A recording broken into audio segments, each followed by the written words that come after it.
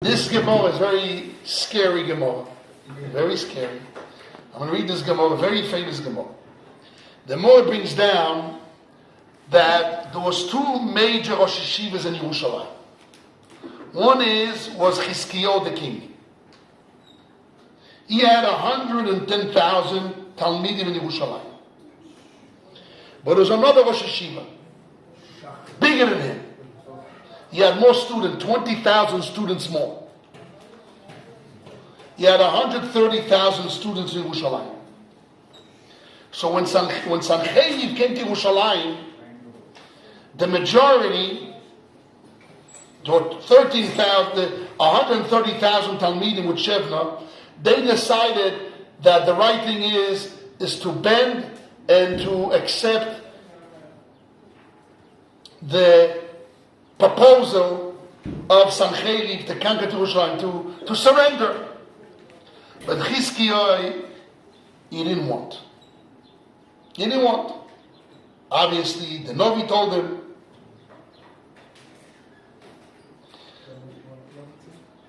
So Chizkiyahu Melech had a problem.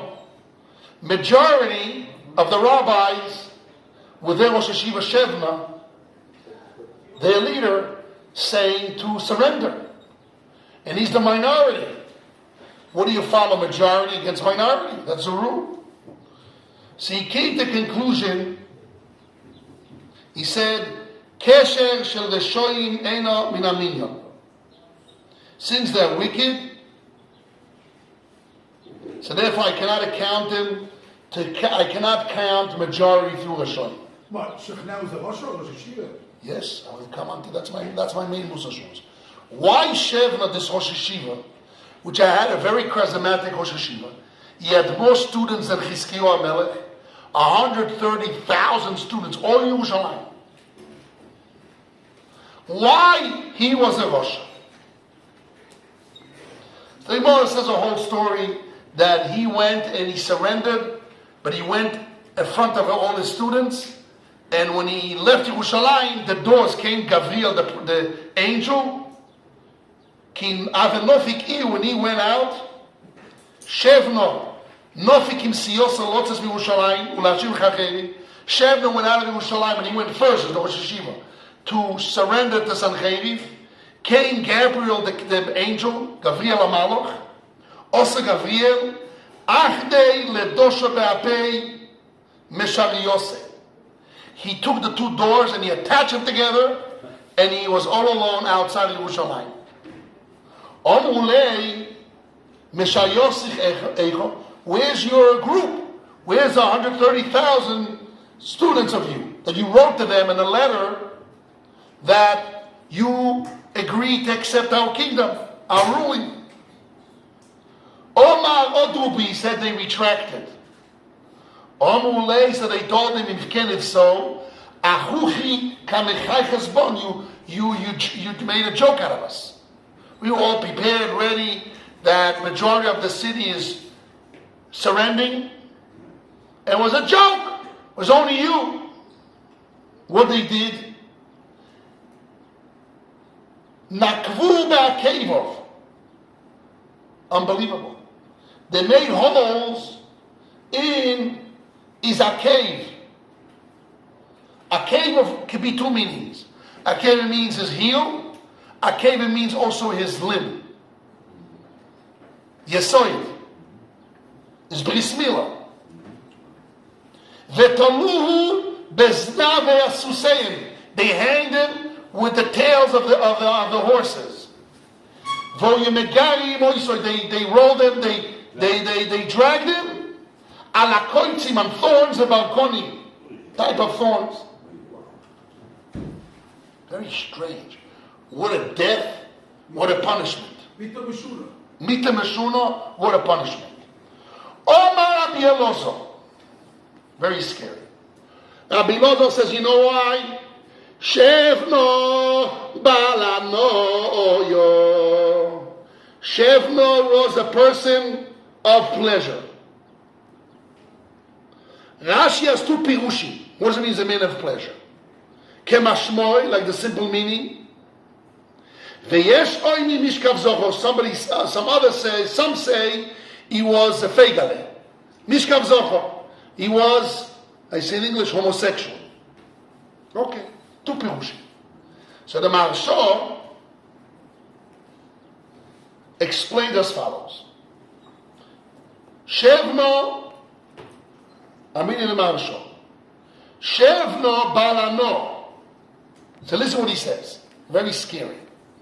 Lefi sho yoshevno talmid chacham. Since Shevno was a talmid chacham, umelame Torah barabi. He taught a Torah in public. Kamesupo mimenu. Like the Gemara says that he had 130,000 students. Valkei nikro Shevna asoife, like Ezra asoife.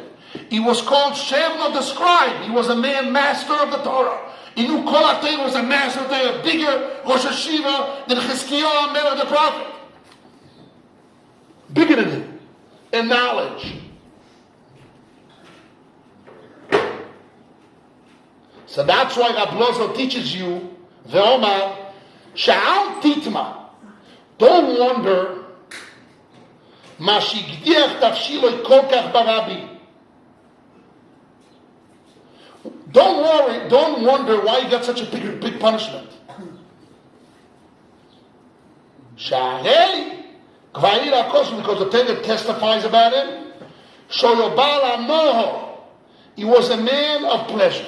Okay. Here the Maharsha says a line which Mamish, when I heard it, shook me to my guts, as they say. Listen what he says. Shoyo balano v'omar b'mi ha'Torah miskayemes.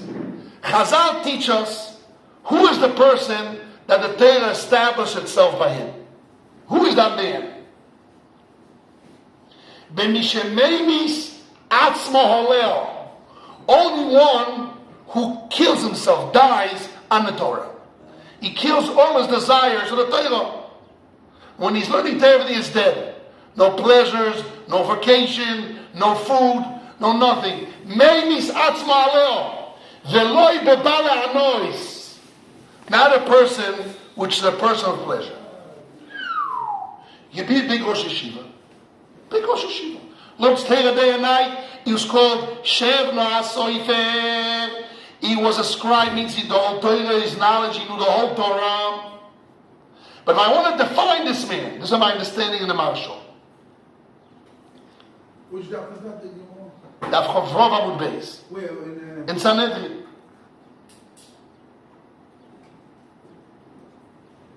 The Torah cannot be established only a person which is Meimis Asmaleo, not a person of pleasure. When I read this Maharsha, right away I asked to myself, oh, that's an answer? You want to know why this guy killed in such a severe punishment? According to the second shot, he was a homosexual, I understand, so that's why he got such a big punishment. But if he wasn't homosexual, he was a Rosh Yeshiva. Just, he loved ice creams, he loved, who knows what, he loved pleasure, relax. I don't know what he loved. I don't know. He enjoyed that. No, he was an old Navro, means he enjoyed that. No. But he also loved the Torah. So because of that, he got killed in such a severe punishment that they had to hang him to the tails of horses and drag him. And what's going on? It's very scary. There's a very famous story in the Gemara about Rav Yosef. Rav Yosef, the Gemara says, he went to a spring area to relax, to Drumaskit. When he came back, he couldn't read the Torah, right? He couldn't read the Torah right. He came back, he couldn't read the Torah right. Why? The Gemara says why? Because he got pulled after the pleasures. I want to explain this before we accepting the Torah. B'ezrat Hashem, Sunday night, Monday morning. What does it mean to accept the Torah? What does it mean? And this is something very important. This Maharsha needs a lot of explanation. He was a Talmid Chacham. He was a master of Kol HaTorah Kula, teaches Torah Barabim. But he's a Baal Ano. Okay, the Torah doesn't establish it. So you have a question.